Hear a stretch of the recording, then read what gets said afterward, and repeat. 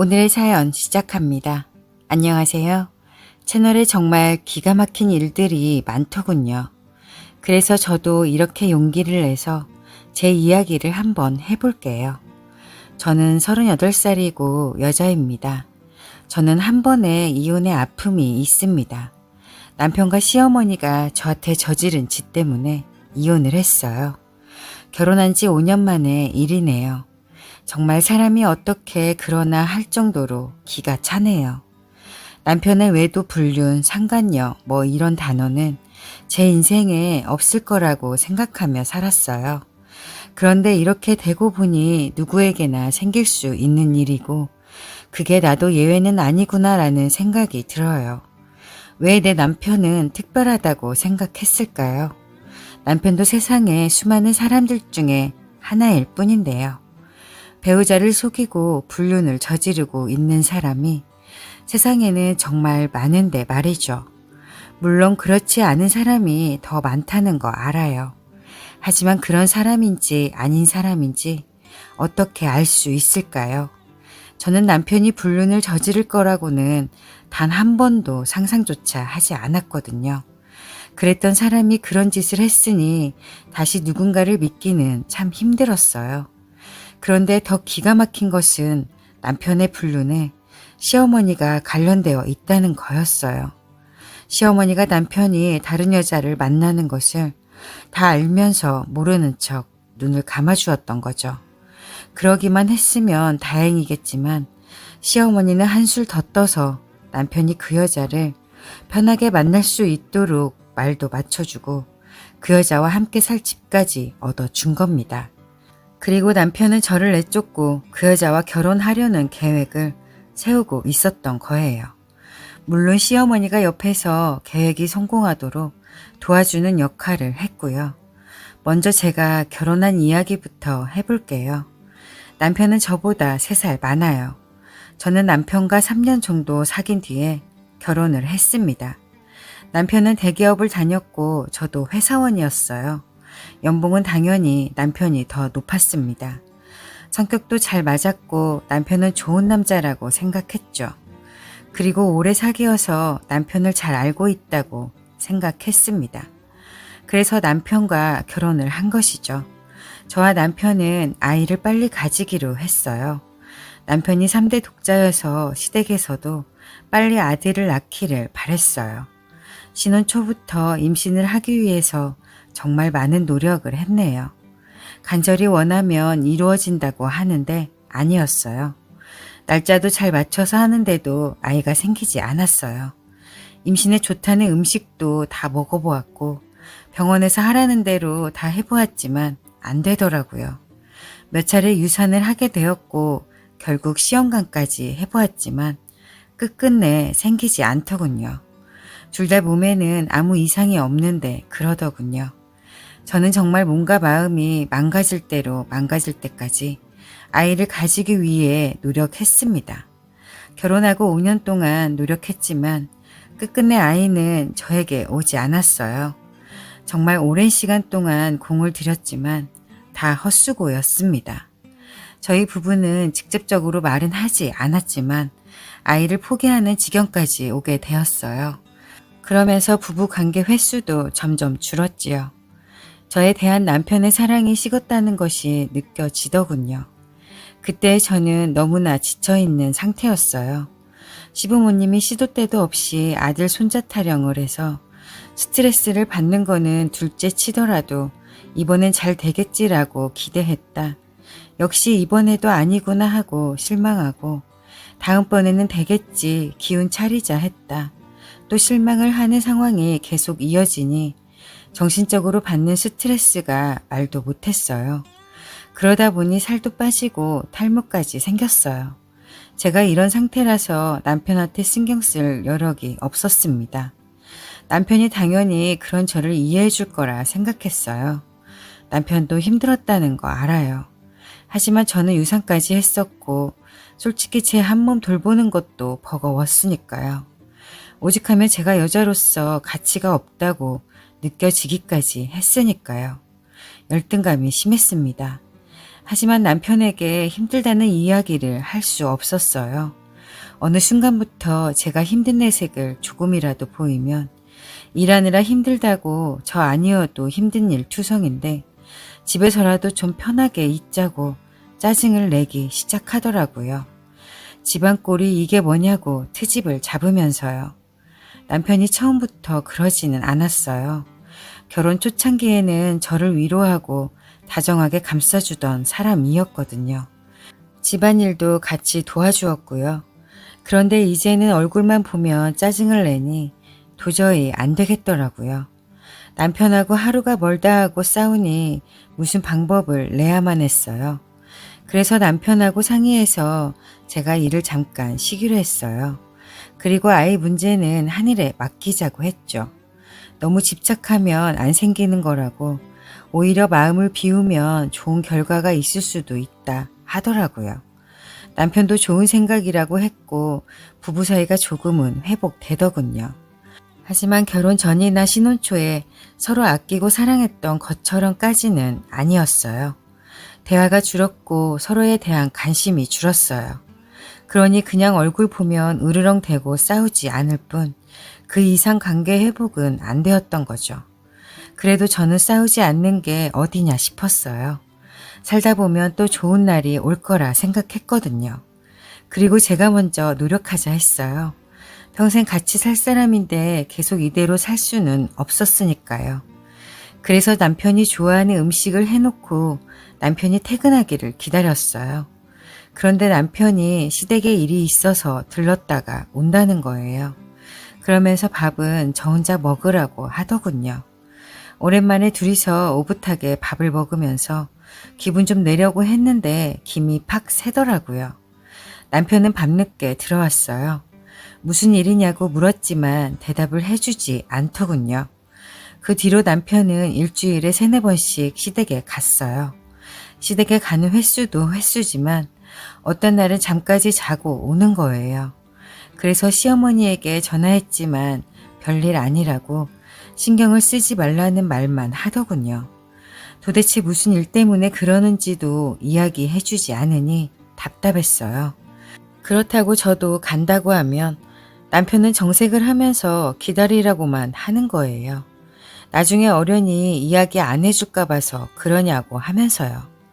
남편과의 사이가 또 틀어질까 봐서 알겠다고 하고 말았습니다. 그래서 남편한테 이야기하지 않고 시댁에 몇 번 가 있었어요. 그런 날은 남편은 시댁에 오지 않고 집으로 가더군요. 그러더니 남편은 회사 일로 바쁘다며 야근을 하는 횟수도 늘었어요. 지방으로 출장도 가고요. 그러니까 시댁에 가는 것 아니면 야근하거나 출장을 가거나 했어요. 일주일에 하루 이틀 밤 늦게 들어와서 잠만 잠깐 자고 나가니 거의 집에서 저 혼자 있는 거였어요. 시간이 좀 지나면 남편이 무슨 말을 해주겠지라고 생각하면서 기다렸어요. 그렇게 3개월의 시간이 흘렀습니다. 남편이 이야기해주기를 이제나 저제나 기다렸지만 아무런 대답도 들을 수 없었어요. 그동안 정말 별의별 상상을 다 하게 되었죠. 그러다 제가 내린 결론은 하나였어요. 남편한테 말 못할 비밀이 생긴 거라고요. 돈 아니면 여자와 관련이 있을 거라 생각했죠. 그 2가지 문제가 아니면 저한테 말 못할 이유가 없잖아요. 그래서 남편의 뒤를 밟기 시작했어요. 제가 직접 하지는 않고 남동생한테 부탁했어요. 부모님께 절대 이야기하지 말라고 신신당부하면서요. 남동생에게 무슨 특이사항이 있으면 바로 전화하라고 했어요. 남동생한테 그런 부탁을 한 지 하루 만에 모든 사실을 알게 되었습니다. 우선 회사 일이 바쁘다는 것은 거짓말이었어요. 제가 남편한테 오늘은 일찍 들어오냐고 물으니 야근을 한다고 했거든요. 그런데 그날 남편은 일찍 퇴근했고 집이 아니 어디론가 가는 거였어요. 남동생한테 절대 남편을 놓치지 말라고 했죠. 남편이 향한 곳은 어느 빌라였어요. 시댁과 멀지 않은 곳이었죠. 남편이 들어간 호수까지 정확하게 확인한 남동생은 저한테 전화를 했고 저는 조금만 기다리라고 금방 간다고 했습니다. 저는 남동생이 이야기한 곳에 도착하자마자 당장 쳐들어 가려고 했어요. 남동생이 말리더라고요. 이렇게 무작정 가서 뭘 어떻게 하려고 하냐는 거예요. 쉽게 문을 열어주지 않을 거라고 했어요. 생각해보니 그 말이 맞는 것 같았어요. 그렇다고 이대로 가만히 있을 수는 없었어요. 그래서 남동생과 계획을 짰어요. 남동생이 택배 기사인 척 행동해서 문을 열게 만들자고 하더군요. 남동생이 현관문을 두드리며 택배 왔어요 하자 안에서 남편이 잠시만요 하더군요. 드디어 문이 열렸고 저는 남편을 밀치고 집안 안으로 들어갔어요. 아니나 다를까 20대로 보이는 어떤 여자가 있더군요. 그래서 그 여자에게 달려들어서 머리를 다 뜯어놓으려고 했어요. 그런데 제 앞을 가로막는 사람이 있었어요. 그 사람은 어이없게도 시어머니였어요. 시어머니는 어디 임신한 여자한테 해코지를 하냐고 하는 거예요. 그 소리를 듣는데 다리에 힘이 풀려서 그 자리에 주저앉고 말았어요. 남편은 바람을 피우는 것도 모자라서 다른 여자와 애까지 만든 거였습니다. 시어머니는 그런 저를 내려다보며 그래, 이렇게 된 거 차라리 잘 되었다. 당장 이혼해라. 너같이 임신도 못하는 여자가 어떻게 우리 아들하고 같이 살려고 해? 우리 집안 말아먹으려고 작정한 거 아니라면 당장 헤어져라. 이러더군요. 그 말을 듣는데 정신이 번쩍 들더라고요. 이렇게 가만히 주저앉아 있으니 병신 취급 받는 거라는 생각이 들더군요. 그래서 일어나서 시어머니 뺨을 쳐버렸습니다. 남편이 뭐하는 짓이냐고 저를 잡으려고 하더군요. 그러자 동생이 남편 팔을 꺾어버리면서 벽으로 밀었어요. 그렇게 남편은 동생한테 제압당해서 찍소리도 못하고 있었고 저는 집안 물건을 다 때려 부수기 시작했습니다. TV고 에어컨이고 다 부수고 냉장고 안에 있는 것들을 다 꺼내서 뚜껑을 열어서 다 바닥에 부어버렸어요. 저는 시어머니 말대로 그 여자 털끝 하나 건드리지 않았어요. 남편과 살면서 단 한 번도 말대꾸 한마디 하지 않고 고분고분했던 저였어요. 그렇게 했던 것이 너무 억울하더군요. 시어머니는 놀랐는지 벙쪄서 가만히 있다가 혹시나 자기 아들의 아이를 임신했던 그 여자가 다칠까봐 걱정이 되었는지 그 여자를 감싸 안더라고요. 그걸 보는데 화가 더 나지 않고 오히려 차분해지더군요. 더 해봤자 저만 손해라는 생각이 드는 거예요. 그래서 남동생을 데리고 나왔고 곧바로 이혼 소송을 알아보았습니다. 남편은 저한테 다 걸렸으니 거리낄 게 없었죠. 집에 들어오지 않고 대놓고 그 여자네 집에서 지냈어요. 그런데 며칠 뒤에 시어머니가 저를 찾아와서 조용히 좋게 이혼하자고 하는 거예요. 손이 귀한 집에 시집와서 아이를 못 낳은 제 책임도 있지 않냐고 하면서요. 내 아들이 뭐가 못나서 그렇게 살아야 하냐고 모든 책임을 저한테 미루더라고요. 가만 들어보니 다 네 책임이다. 그리고 이제 곧 아이가 태어날 건데 좋은 일을 앞두고 괜한 분란 만들고 싶지 않다. 그러니 좋게 해결하자라는 투로 이야기하더군요. 그리고 1,000만 원을 내놓는 거예요. 위자료라면서 그거 받고 떨어지라는 말투였어요. 저를 얼마나 하찮게 봤으면 겨우 그거 내놓으면서 이혼하라고 하나 싶더군요. 시어머니가 하는 걸 보니 저한테 돈 몇 푼 쥐어주고 집에서 내쫓으려는 심산이더군요. 그것들 뜻대로 되도록 내버려 둘 수는 없었어요. 그래서 남편과 이혼하지 않겠다고 했어요. 남편하고 다시 합칠 마음은 추호도 없었어요.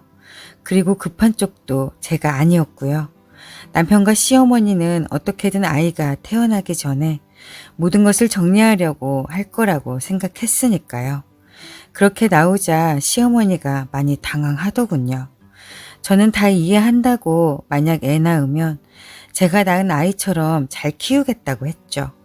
시어머니는 그 난리를 쳐놓고 이제 와서 무슨 꿍꿍이냐고 하더군요. 저는 그런 거 없다고 제가 잘못한 거 뉘우친다고 했죠. 그렇게 시어머니를 보내고 저는 그 여자를 찾아갔어요. 그 여자는 저를 보더니 벌벌 떨더군요. 저는 좋게 이야기했어요. 난 남편하고 헤어질 마음 없으니까 당신이 헤어지라고 했죠.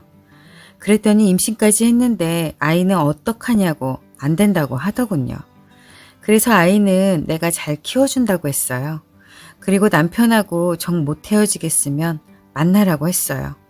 난 죽어도 이혼 못하니까 첩으로 살려면 그러라고 했죠. 그 말을 듣더니 아무 말도 하지 않더군요. 저는 제 할 말 다 했으니 간다고 하고 와버렸어요.